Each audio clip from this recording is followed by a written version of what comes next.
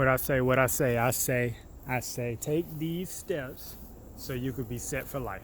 Let's get right into it. How can we be set for life, and what does that mean to you? All right. Why is this important? Well, nobody want to have to work their whole life, right? It seems like the system is rigged so that the rich stay rich and the poor stay poor, and the middle class naturally end up getting pushed down a level back into the poor people. So how do we avoid this? Okay, so obviously a lot of this has to do with financial stability, right? Okay, so you can't be the person saying stuff like money is the root of all evil, knowing that money can solve your problems. So let's figure out how to get plenty of it.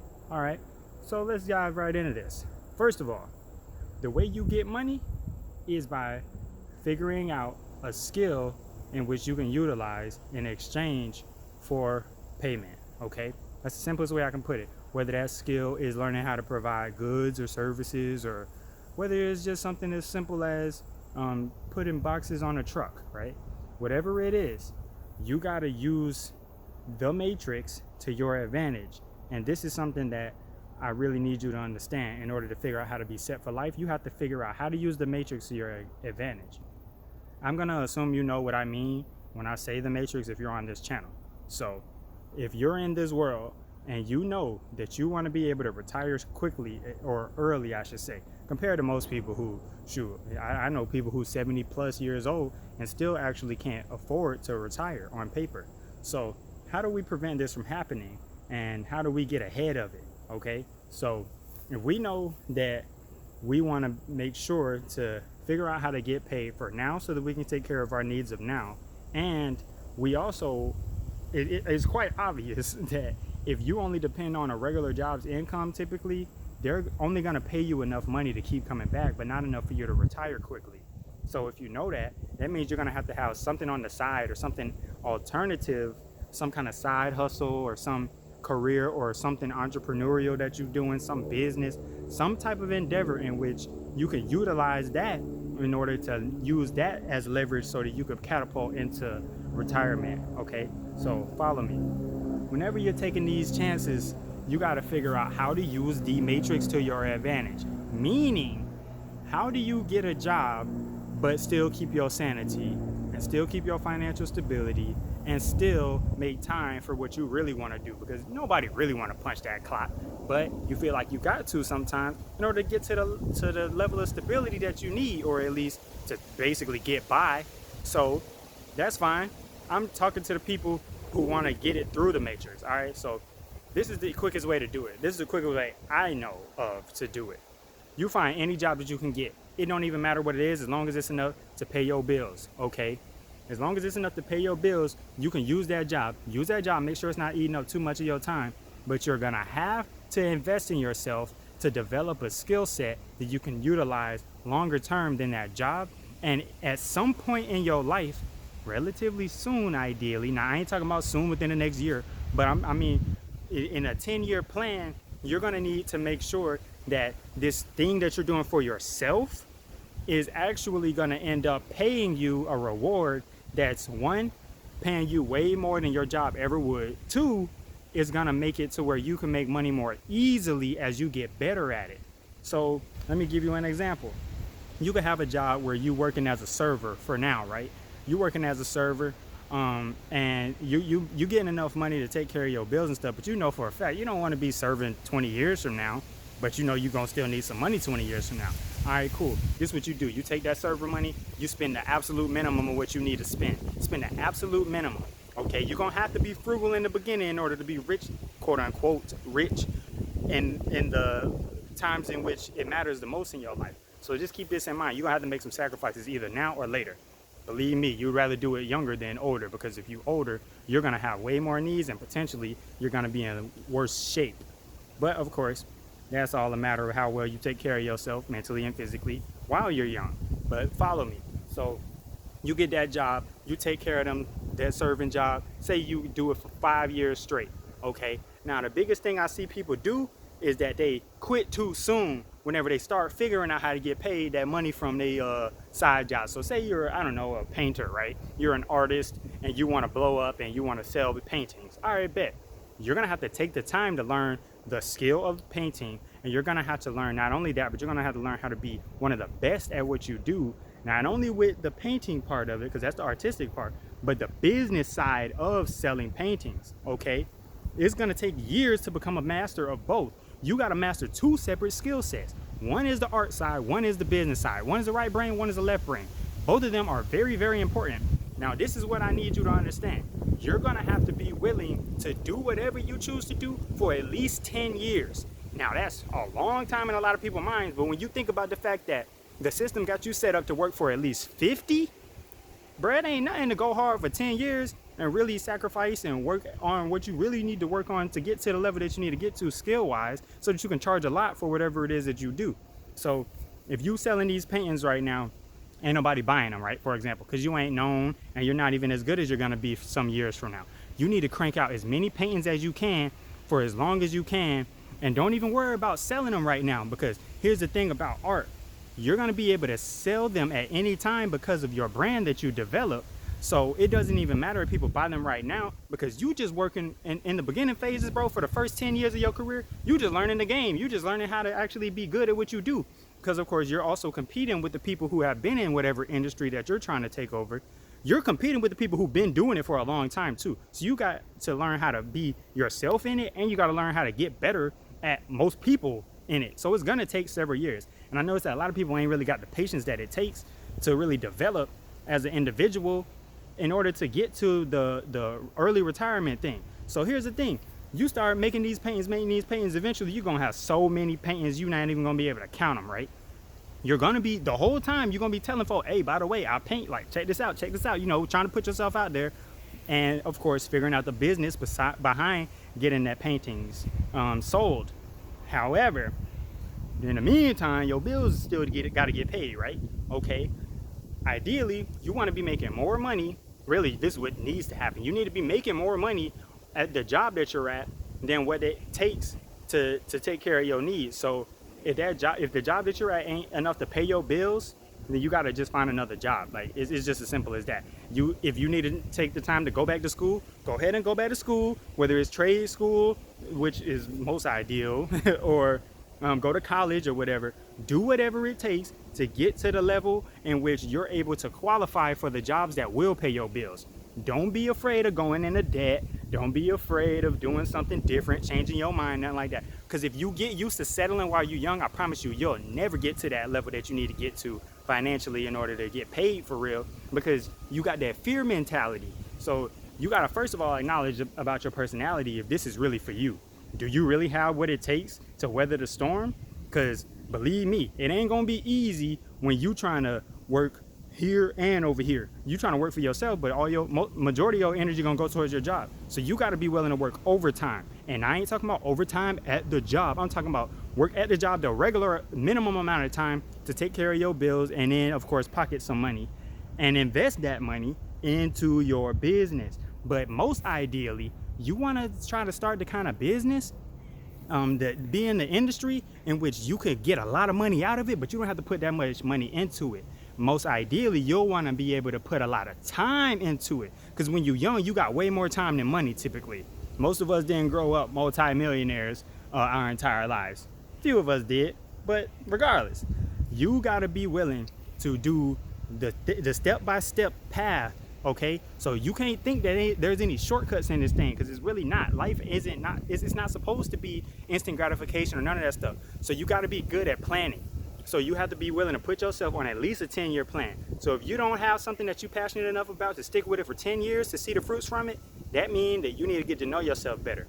But once you find that thing, whether it's something creative, something where you're solving people's problems, whatever it is, you got to be willing to go all in on that shit when you got your time to yourself. Go ahead and work a job if that's what it takes to make your money. Now, mind you, some of us figured out how to make money long before we even got the job. But the thing about entrepreneurship is the money ain't consistent at first. It's not very consistent at all. So you might be able to get paid. That's cool. You might have days where you make more money than most people. But if you're not at the point in your industry in which you can consistently make money every season, I'm talking about winter, spring, summer, and fall, then I recommend You find a way to get paid that you know it's not going to suck too much energy from you. It's not going to be too taxing on your mental health. It's going to be something like, yeah, I could do this shit, bro. It's no big deal. I just do it. I'm going to get this paycheck. I'm going to take care of my stuff. And I already know I planned my escape out of this loop before I even started this job. Or if you're already in it, just start now, you know? So whenever you're doing this, you just got to make sure that you give yourself enough time to figure it all out. You got to give yourself enough time to figure out yourself, what your true desires are and what you need as a soul. And you're gonna have to be healing throughout all of this, because you know we all got traumas that we've experienced throughout our entire lives. So you're gonna be doing all the healing. I talk about plenty of that on my channel. And you got to make sure that there is an exit strategy from your job, because they have a really good way of putting a hold on you. And before you know it, you're going to be just like a majority of these baby boomers. And it's going to be freaking 20, 30, 40, 50 years down the line. You're going to be like, damn, I ain't got even enough money to retire. Do the math real quick. If you're supposed to retire at 65 and you plan on living to at least 90, you got to be able to make multiple decades worth of money to save in order to be able to retire at 65 and then live for the rest of that time. This is the thing that people seem to not realize. But if you make, say you make $50,000 a year, okay? If we know that you want to live at least another 10 years after retirement, you do 50 times 5, okay? You need at least, well, really, honestly, you got to account for inflation and all that shit. So anyway, that's not even realistic enough. Let me just say this. You need a plan to have at least $2 million in your savings by the time you retire. $2 million is not a lot of money in the grand scheme of how much money you'll make if you really work for the same company for 40 years straight. So just think about that. If you getting paid like 70 grand a year and freaking you're doing those years for several decades, you'll make millions of dollars. That's just how it works. So just think about that. You already gonna make over $1 million in your lifetime if you live long enough. But realize that it's not all about how much money you touch, it's about how much money you earn. And if you can grow it and save it and expand your portfolio, as far as like if you own real estate or if you own basically assets in general, then that's how you know you're on the right path. Don't be repeating the cycle of the generations that you've seen before who end up acting like retirement age snuck up on them and they ain't really got enough to depend on. Because you want to be living more comfortably once you retire than you were while you was working. The only way to do that is to out-earn yourself, or out-earn how much you really need for this year. You need to be able to earn at least 50% on top of whatever you need to spend. So if you know you got to spend at least $50,000 a year, that means you need to make at least 75 and you need to be pocketing that 25, for example, right? And if you do that year after year, that's how you know you're on track to retire on time. But like I said, it need to be at least a 10-year plan for you to do this, and you got to be willing to put in the work. And also, I meant to mention this earlier, but the biggest bonus tip that I could give you is find a skill in which you can utilize and get paid residual income off of it. So if you make music and you could sell the song unlimited times, you create the song once and you could sell it unlimited times. I'm talking about stuff like that. You could sell multiple copies of your art, or whatever it is. There's so many different things you could do, bro, but I'm just giving a few examples. But this is how you set yourself up so that you don't end up falling into the trap of, I'm just living check to check, and then you end up living check to check for decades. Bro, your job is not finna pay you enough for you to be able to quit. That's just how it's set up. They pay you enough to bring you back again. They'll pay you enough for you to be like, oh, I mean, I'll take it. And then you fuck around and it'll be decades later and you would have put your dreams to rest. You never even worked on them, and they would have drained you energetically. You got to learn how to finesse them, because you could really go into the matrix. It don't matter if you work at McDonald's. It don't matter if you work at Burger King, or, you know, you got to do what you got to do in this world. So don't even judge nobody if they live in a certain life, because you don't know what their plans are. But seriously, don't be afraid of investing into yourself, especially if you're a young person. And I call anybody under the age of 40 real young, okay? So if you know that you don't want to be working that job that you work right now for the next 10 years, you better be planning and you better be working towards a skill that can get you out of it. Because it's not just going to be some miracle where you hit the lottery and all of a sudden all your problems are solved. That's not realistic. Let's be more logical. The more logical thing to think of is, I need to set up a step-by-step plan. Okay, I'm gonna work this job for this many years. I know I can make this much money, and I'm gonna get a promotion, and I'm gonna make this much money. You can't even guarantee that you're gonna get a promotion, but you need to be actually planning and budgeting and doing the math and make sure you don't have any screwed up spending habits, so that you can make sure that you actually budgeting right and taking care of your future self, especially if you want to have kids or a spouse and all that stuff. Bro, they ain't trying to hear no excuses if you can't take care of them. So you're gonna have to figure something out.